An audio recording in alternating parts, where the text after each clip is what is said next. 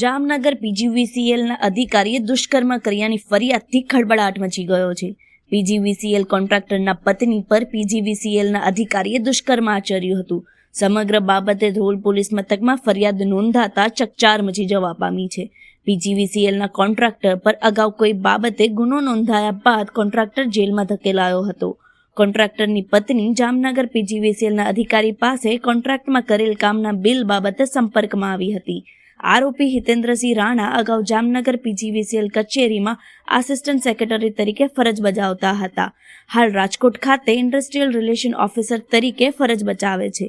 પોલીસે પીજીવીસીએલના અધિકારી હિતેન્દ્રસિંહ રાણા સામે ગુનો નોંધી આગળની કાર્યવાહી હાથ ધરી છે.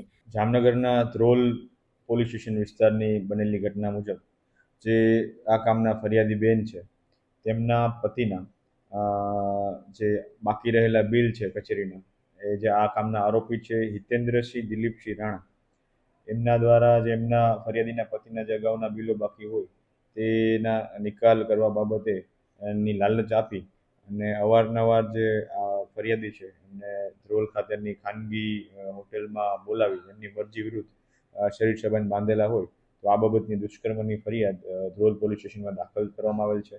અને જે જે આરોપી છે તેના વિરુદ્ધના પુરાવા એકઠા કરી તેના વિરુદ્ધ અટકાયતમાં લેવા માટેની આગળના કાર્યવાહી ચાલુ